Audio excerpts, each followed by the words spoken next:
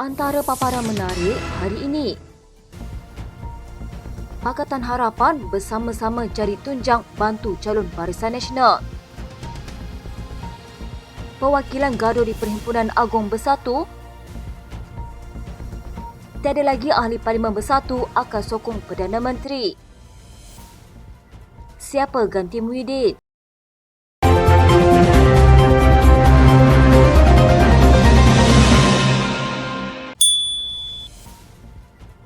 Parti Komponen Pakatan Harapan akan bersama-sama menjadi tunjang utama dalam membantu calon Barisan Nasional Jeneral Besar Tan Sri Raja Muhammad Effendi Raja Muhammad Noor merampas kembali kubu Kuala UMNO pada pilihan raya kecil Parlimen Kemaman. Presiden Parti Amanah Negara Datuk Seri Muhammad Sabu berkata PH mempunyai keyakinan perubahan itu boleh tercetus pada PRK Kemaman sekaligus mewujudkan wakil daripada Terengganu di blok kerajaan. Katanya kita yakin perubahan bermula di Terengganu dan ombak di Kemaman ini akan sampai ke Besut dan BN yang sedang membina kekuatan semula akan terus kuat. InsyaAllah orang Melayu akan yakin dengan perjuangan UMNO dan kami akan membantu. Daripada PKR, PH akan bantu kekuatan utama untuk pulihkan Terengganu. Saya yakin pilihan raya umum akan datang, kita kekal memerintah kerajaan perpaduan. Kita mahu kerajaan kita teguh, kita mahu di negeri Melayu ini ada wakil rakyat di Parlimen. Kita mahu salah satu yang duduk di belah kita ini daripada ahli Parlimen Kemaman. Pada PRK itu, Raja Muhammad Effendi berdepan pertembungan 1 lawan 1 dengan Menteri Besar Terengganu, Datuk Seri Dr. Ahmad Samsuri Mokhtar yang mewakili PAS. Suruhanjaya Pilihan Raya menetapkan 28 November ini bagi pengundian awal dan 2 Disember sebagai hari mengundi. Ahli Parlimen Macang Wan Ahmad Faizal Wan Ahmad Kamal akan membuat aduan kepada Yang di-Pertua Dewan Rakyat Tan Sri Johari Abdul dalam masa terdekat berhubung kononnya pekarangan Parlimen dijadikan lokasi individu termasuk Datuk Botak mengadakan perbincangan dengan menawarkan habuan tertentu kepada ahli Parlimen Pembangkang. Tindakan individu berkenaan dikatakan adalah cubaan untuk memujuk supaya ahli Parlimen Pembangkang beralih sokongan kepada Perdana Menteri Datuk Seri Anwar Ibrahim. Wan Ahmad Faizal yang juga Ketua Angkatan Bersatu Anak Muda Armada berkata, beliau sendiri akan membawa perkara itu untuk perbincangan lanjut dengan Kepimpinan Bersatu dan Perikatan Nasional. Selain itu, beliau juga akan mengadakan pertemuan dengan Ketua Whip PN Datuk Seri Tauhidin Hassan berhubung perkara itu. Katanya kita sudah ambil tindakan undang-undang dan laporan polis, tetapi susah kita nak minta speaker masuk campur sebab benda ini. Kita tidak boleh halang orang masuk Parlimen untuk jumpa dengan ahli Parlimen. Sebab pertemuan itu bermula di Parlimen dan berakhir di hotel. Jadi Parlimen bukan tempat semua perkara, malah berlaku di luar Parlimen juga. Boleh akan buat aduan, itu cadangan yang baik. Kita boleh beri peringatan kepada speaker. Saya bincang dengan parti dan Ketua Whip. Mengulas selanjut isu sama, Wan Ahmad Faizal berkata, selain Datuk Botak, terdapat individu lain yang cuba mendekati ahli Parlimen Pembangkang dengan menawarkan habuan bagi menyatakan sokongan kepada Anwar. Bagaimanapun beliau tidak mendedahkan maklumat individu berkenaan secara terperinci. Katanya saya ada didekati dua-dua Datuk Botak dan bukan individu selain Datuk Botak kira-kira sebulan yang lalu. Ada yang bersemuka dan modus operandi mereka melalui email dan WhatsApp. Ditanya berapa ramai ahli Parlimen Pembangkang yang sudah didekati individu berkenaan, Timbalan Ketua Pemuda PN itu mendakwa semua ahli Parlimen Bersatu. Beliau juga tidak menolak ada ahli Parlimen PAS didekati individu berkenaan untuk ditawarkan habuan bagi beralih sokongan kepada Anwar. Katanya semuanya ada kes mahkamah atau kena ugut dengan lembaga hasil dalam negeri dan sebagainya tidak didekati. Tetapi ahli Parlimen yang lain semuanya saya rasa sudah kena didekati. Macam Tan Sri Muhyiddin Yassin tidak perlu, Datuk Seri Hamzah Zainuddin pun tidak didekati. Ahli Parlimen yang lain semua diintai oleh wakil yang mengaku membawa mandat daripada PMX. Saya juga dengar ada ahli Parlimen PAS didekati tetapi saya tidak pasti siapa, tetapi ada. Beberapa perwakilan sayap bersekutu bersatu yang hadir konvensyen sempena Perhimpunan Agong Tahunan mendesak ketua sayap berkenaan, Dr. Chong Fat Poon meletak jawatan. Kelihatan beberapa individu yang dipercayai ahli sayap berkenaan mengangkat kertas yang memaparkan letak jawatan Chong Fat Poon bertanggungjawab kekalahan semua calon PRU15 dan PRN ramai hilang deposit. Kejadian bermula ketika Fat Poon ingin menyampaikan ucapan dasar di konvensyen berkenaan apabila terdapat seorang perwakilan melaungkan Chong Fat Poon letak jawatan. Kemudian terdapat seorang individu yang dipercayai Sekretariat Konvensyen berkenaan mendekati kumpulan itu untuk menurunkan kertas berkenaan. Kejadian tidak disangka itu berlaku di hadapan Setiausaha Agong Bersatu, Datuk Seri Hamzah Zainuddin dan Ahli Majlis Pimpinan Tertinggi, Datuk Seri Saifuddin Abdullah. Pengarah Jentera Barisan Nasional bagi Pilihan Raya Kecil Kemaman, Datuk Seri Ahmad Said menempelak kenyataan Naib Presiden PAS, Datuk Idris Hamad berhubung parti tersebut boleh menang pada pilihan raya hanya dengan meletakkan botol air mineral. Beliau juga pengurusi UMNO Terengganu berkata, kenyataan yang dikeluarkan tersebut bukan sahaja merendahkan pengundi Kemaman, Malah rakyat di kawasan berkenaan dianggap sebagai individu kurang cerdik. Katanya ini merupakan sikap angkuh kepimpinan PAS dan penyokong-penyokong PAS. Bayangkan UMNO yang banyak berjasa pada negara dan negeri ini diibaratkan lawan botol air pun boleh menang kalau letak botol tersebut. Inilah mentaliti orang PAS yang memperkecilkan seseorang, sedangkan umat Islam menjaga tata laku dan percakapan. Jangan menghina dan memperlekehkan orang lain.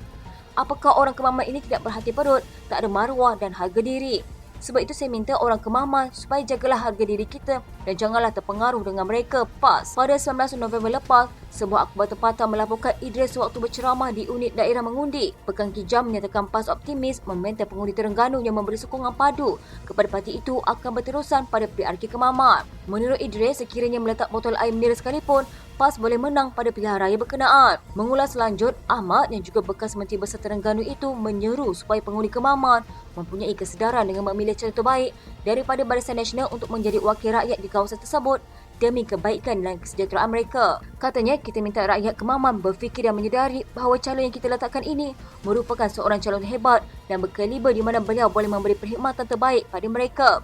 Kita harap dalam kesemua parlimen di Terengganu ini ada wakil satu-satunya kerajaan perpaduan. Kita nak rakyat Kemaman sedar bahawa ini semua demi kepentingan mereka sendiri. PRK Parlimen Kemaman pada 2 Disember ini menyaksikan saingan dua penjuru antara calon Barisan Nasional iaitu bekas Parlimen Angkatan Tentera Malaysia Jeneral Besar Tan Sri Raja Muhammad Effendi Raja Muhammad Noor dan Menteri Besar Terengganu Datuk Seri Dr. Ahmad Samsuri Mokhtar bagi PAS. PRK Parlimen Kemaman diadakan susulan keputusan Mahkamah Pilihan Raya Terengganu pada 26 September lalu yang membatalkan kemenangan calon PAS Cik Alias Hamid pada pilihan raya umum ke-15.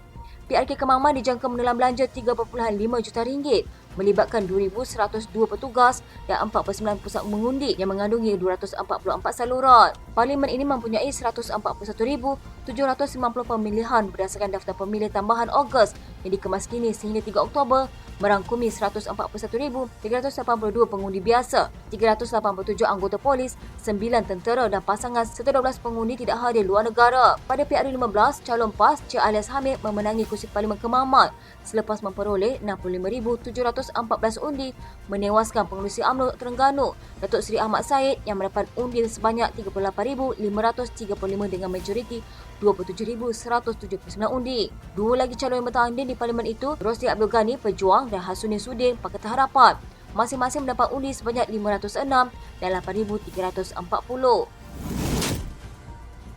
Seorang ahli Majlis Pimpinan Tertinggi Bersatu memberi jaminan penuh tidak ada lagi ahli parlimen dari parti berkenaan yang akan beralih pendirian menyokong Perdana Menteri Datuk Seri Anwar Ibrahim.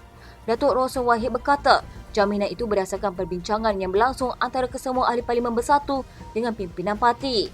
Menurut ahli parlimen Hulu Terengganu itu, pertemuan dengan semua mencapai keputusan positif apabila semua bersetuju untuk menyatakan sokongan berterusan kepada Tan Sri Muhyiddin Yassin selaku Presiden Bersatu dan Pengerusi Perikatan Nasional. Selain itu, beliau berkata ada juga perbincangan dalam kalangan ahli parlimen parti itu mengenai sokongan dalam bentuk aku janji, namun tidak menjelaskan dengan lebih lanjut adakah syarat tindakan itu dilaksanakan atau sebaliknya. Katanya kita ada perbincangan mengenai aku janji, maknanya sekarang ini kita sudah seia sekata tidak akan beralih sokongan. Sah tidak ada, ahli parlimen bersatu akan beralih sokongan, saya beri jaminan 100%. Roslan mendakwa ada pernah mendekati Datuk Botak menerusi panggilan telefon. Beliau mendakwa ada dijanjikan projek pembangunan di kawasan Parlimen Hulu Terengganu sebagai syarat perlu menyokong Anwar. Katanya saya secara peribadi ada dihubungi, ada nombor-nombor telefon yang pelik saya tidak angkat masa dalam tempoh waktu yang dicuba nak lobby. Kebelakangan ini ada nombor telefon pelik saya tak angkat. Saya jarang tak angkat telefon sebenarnya. Sejak 1999 saya bergelar YB. Sampai sekarang semua panggilan telefon saya angkat. Semua nombor telefon saya bagi kepada semua orang. Kebelakangan ini bila ada isu sebegini saya tidak angkat panggilan telefon. Sekarang ini tidak ada lagi. Timbalan Presiden Bersatu Ahmad Faizal Azumu menyatakan parti itu memiliki ramai tokoh yang berpotensi untuk mengetuai parti dan bukan terhad kepada Hamzah Zainuddin. Katanya dia bersetuju dengan kenyataan Presiden Bersatu Muhyiddin Yassin yang menegaskan ramai pemimpin pelapis yang ada dalam parti termasuk dua naib presiden Razzie Jidin dan Ronald Kiande. Selain itu, kata Ahmad Faizal, pemimpin sayap-sayap Bersatu juga memiliki kewibawaan untuk ditunjukkan sebagai ketua parti yang boleh mengambil alih tampuk kepimpinan. Katanya bukan sahaja mana-mana yang disebut tetapi ramai lagi pemimpin Bersatu ada. Misalnya Ronald Kiande, Razzie Jidin dan pemimpin-pemimpin Armada, Sri Kandi, ini semua mampu mengambil alih tampuk pimpinan. Sebelum ini Muhyiddin berkata dia boleh monopoli jawatan dalam Bersatu tetapi memilih untuk melihat ke depan dan masa yang sesuai untuk melatih orang baru. Kenyataan bekas Perdana Menteri itu dipercayai merujuk kepada pemilihan Hamzah yang juga ahli Parlimen Larut sebagai Ketua Pembangkang. Hamzah merupakan Setiausaha Agung Bersatu. Dalam pada itu, Faizal memberitahu bahawa pemilihan Bersatu ditangguhkan ke tahun hadapan. Katanya pemilihan hanya akan dibuat pada tahun hadapan. Kami telah buat keputusan untuk menangguhkan pemilihan selama 18 bulan mengikut yang dibenarkan dalam perlembagaan. Sekian berita terkini di TV pada hari ini. Jangan lupa follow Facebook dan YouTube Dalam TV. Dapatkan info terkini di Facebook serta YouTube di TV.